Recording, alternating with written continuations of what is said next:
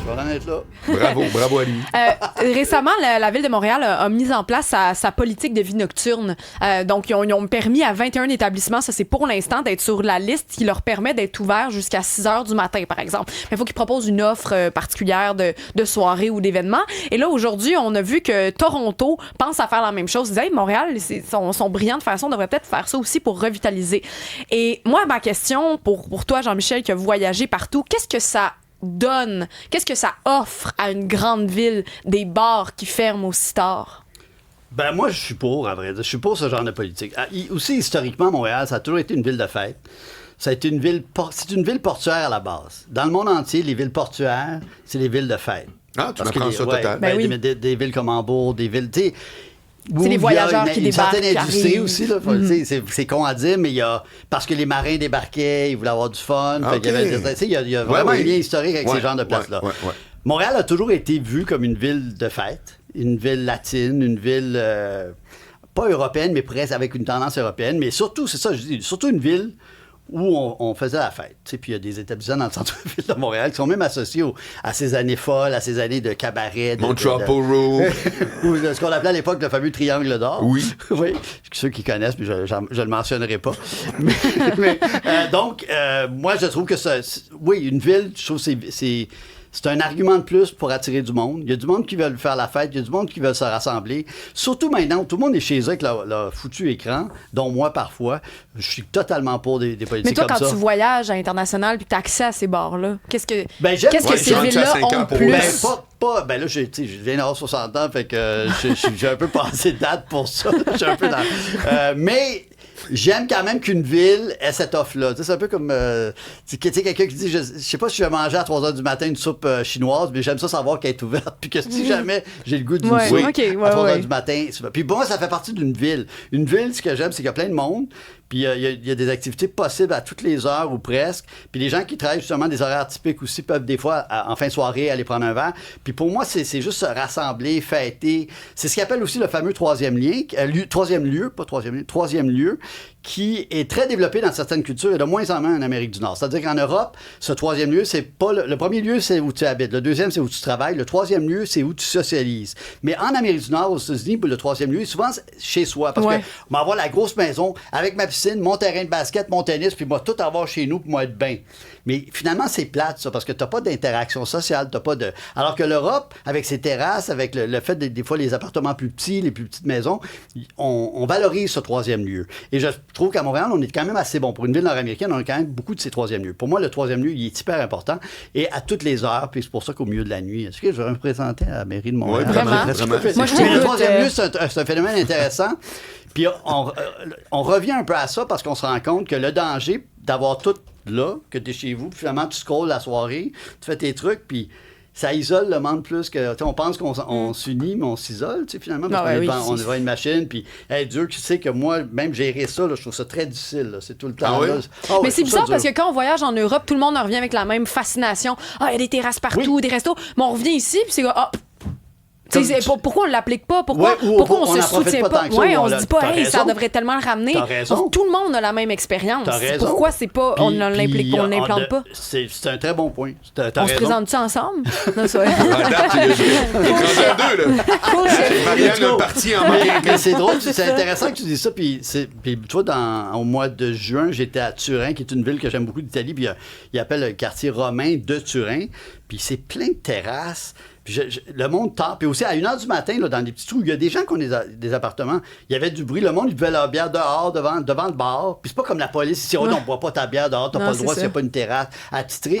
Puis il y a personne qui accepte ce troisième lieu-là. Il accepte que des gens vont faire du bruit. Moi, ce qui me fait capoter à Montréal, c'est du monde qui se met dans le centre-ville. Puis après ça, il y a l'exemple de la Tulipe, par exemple, la salle de spectacle.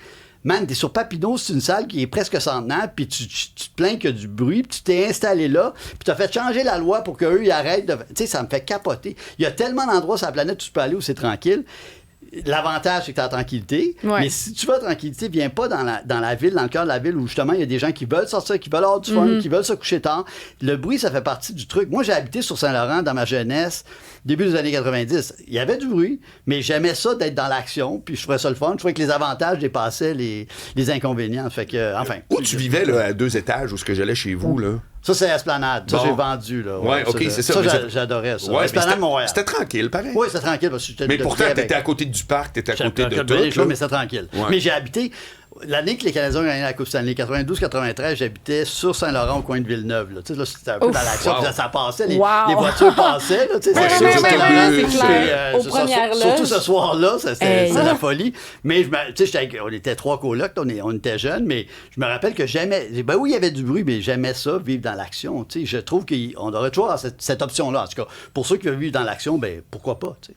La nuit de la Coupe Stanley, là, Ouais. t'as fait quoi ce Hey, soir-là? D'ailleurs, j'ai filmé des images. J'ai des images là, que des fois je repartage sur mes RS. De où on était chez nous, on avait regardé le match, on est descendu tout Saint-Laurent jusqu'à Sainte-Catherine. Puis de Sainte-Catherine, on s'est rendu au Forum, Ouais. l'ancien Forum. Ouais. Puis c'était formidable parce que c'est la dernière Coupe Stanley qu'on a gagnée, mais le côté rassembleur de toutes les ethnies, toutes les générations, tout le monde se tapait des mains. Mais à un moment donné, dans le centre-ville, près de Peel, il y a des jeunes de la racaille, là, si je peux dire, qui ont essayé de voler ma caméra. Ah oui, hein? Puis là, tu vois que je me bats de même, mais tu sais, Ah j'ai ouais? réussi à me sauver. Ouais. Puis ils m'ont pas donné de coup, fait qu'ils ont juste essayé, puis ça a été correct. Puis après ça, près du forum, il y avait du monde qui mettait du feu dans les poubelles, puis là, ça a commencé. Puis il y a eu un peu de chaos Oui, ce oui. soir quand même, parce que et malheureusement, il y a des débordements.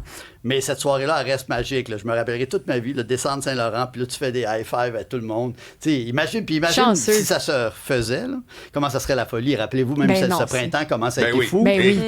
On s'est même pas rendu. Mais imagine le Canadien. Mais je rêve-tu, parce que là, on touche à un de tes sujets préférés, Oui. c'est le hockey et les Canadiens, mais je rêve-tu où la frénésie des Canadiens dans cette série-là était plus forte que jamais? C'est drôle, tu dis ça.